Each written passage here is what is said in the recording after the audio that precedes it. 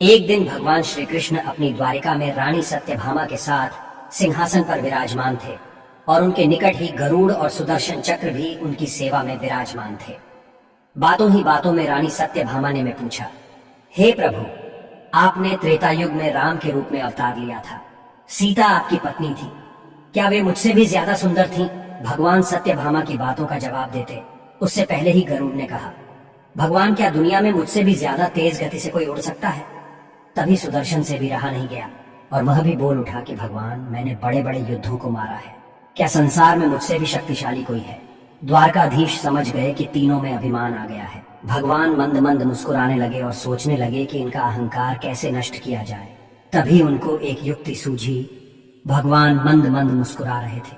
वे जान रहे थे कि उनके इन तीनों भक्तों को अहंकार हो गया है और इनका अहंकार नष्ट होने का समय आ गया है। ऐसा सोचकर उन्होंने गरुड़ से कहा कि हे गरुड़, तुम हनुमान के पास जाओ और कहना कि भगवान राम माता सीता के साथ उनकी प्रतीक्षा कर रहे हैं। गरुड़ भगवान की आज्ञा लेकर हनुमान को लाने चले गए। इधर श्री कृष्ण ने सत्यभामा से कहा कि देवी, आप सीता के रूप में तैयार हो जाएं, और स्वयं द्वारकाधीश ने राम का रूप धारण कर लिया।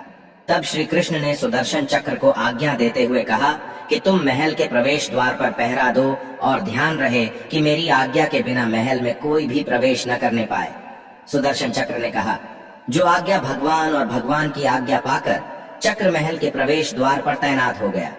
गरुड़ ने हनुमान के पास पहुंचकर कहा कि हे वानर श्रेष्ठ, भगवान राम और माता सीता ने आपको बुला है, आप मेरे साथ चलिए, मैं आपको अपनी पीठ पर बैठाकर शीघ्र ही वहां ले जाऊंगा।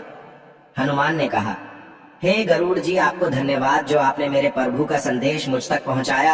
आप चलिए, मैं आता हूं। गरुड़ ने सोचा, पता नहीं ये बूढ़ा वानर कब पहुंचेगा। खैर, मुझे क्या कभी भी पहुंचे, मेरा कार्य तो पूरा हो गया, मैं भगवान के पास चलता हूं।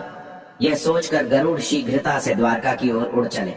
लेकिन यह क्या, महल में पहुंचकर गरुड़ देखते हैं कि हनुमान तो मुझसे पहले ही पहुंच गए। महल के प्रवेश द्वार पर पहरा देते सुदर्शन चक्र ने हनुमान को रोक लिया और कहने लगे, प्रभु की आज्ञा के बिना कोई भी अंदर नहीं जा सकता।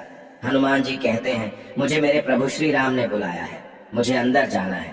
ऐसा कहते ही सुदर्शन चक्र को क्रोध आ जाता है और वह हनुमान जी से युद्ध करने लगता है। कई घंटे तक युद्ध होता है। हनुमान जी सोचते हैं, अगर मैं ऐसे युद्ध करता रहा तो मैं प्रभु से मिलने में विलंब हो जाऊंगा। श्री हनुमान जी ने अपना विकराल रूप धारण करके सुदर्शन चक्र को अपने मुंह में रखकर अपने प्रभु श्री राम का दर्शन करते हैं। श्री राम के रूप में श्री कृष्ण ने हनुमान से कहा कि पवन पुत्र, तुम बिना आज्ञा के महल में कैसे प्रवेश कर गए? क्या तुम्हें किसी ने प्रवेश द्वार पर रोका नहीं? हनुमान ने हाथ जोड़ते हुए सिर झुकाकर अपने मुंह से सुदर्शन चक्र को निकालकर प्रभु के सामने रख दिया। हनुमान ने कहा कि प्रभु, आपसे मिलने से मुझे कोई रोक सकता है? इस चक्र ने रोकने का तनिक प्रयास किया था, इसलिए इसे मुंह में रख मैं आपसे मिलने आ गया, मुझे क्षमा करें। भगवान मंद मंद मुस्कुराने लगे। अंत में हनुमान ने हाथ जोड़ते हुए श्री राम से प्रश्न किया, हे प्रभु, मैं आपको तो पहचानता हूं, आप ही श्री कृष्ण के रूप में मेरे राम हैं, लेकिन आज आपने माता सीता के स्थान पर किस दासी को इतना सम्मान दे दिया कि वह आपके साथ सिंहासन पर विराजमान है। अब रानी सत्यभामा का अहंकार भंग होने की बारी थी। उन्हें सुंदरता का अहंकार था जो पल भर में चूर हो गया था। रानी सत्यभामा, सुदर्शन चक्र, गरुड़, तीनों का गर्व